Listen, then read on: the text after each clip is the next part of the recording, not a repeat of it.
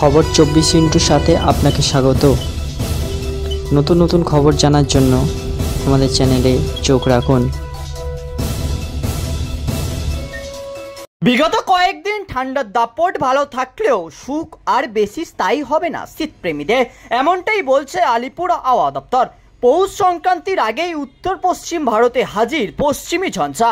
পৌষ সংক্রান্তি জাঁকিয়ে শীতে বাঁধা হতে পারে এই ঝঞ্ঝা, এমনটাই বলছে হাওয়া অফিস। তবে বিগত কয়েকদিনের মতো দক্ষিণবঙ্গের পাশাপাশি কুয়াশার দাপট চলবে উত্তরবঙ্গেও।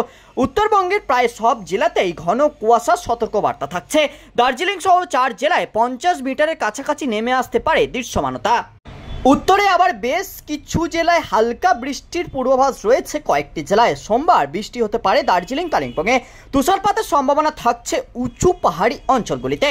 এদিন দক্ষিণবঙ্গের ক্ষেত্রে সবথেকে বেশি কুয়াশার দাপট দেখতে পাওয়া যাবে পূর্ব ও পশ্চিম বর্ধমান, বীরভূম, মুর্শিদাবাদ, নদিয়াতে।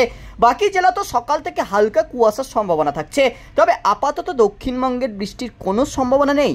এদিন সকালে কলকাতার সর্বনিম্ন তাপমাত্রা ছিল 12.6 ডিগ্রি সেলসিয়াস। সকাল থেকে মোটের উপর পরিষ্কার আকাশ, বাতাসের জলীয় বাষ্পের পরিমাণ বা আপেক্ষিক আর্দ্রতা ঘোরাফেরা করছে 50 থেকে 96% মধ্যে। ব্যুরো রিপোর্ট, খবর 24/7।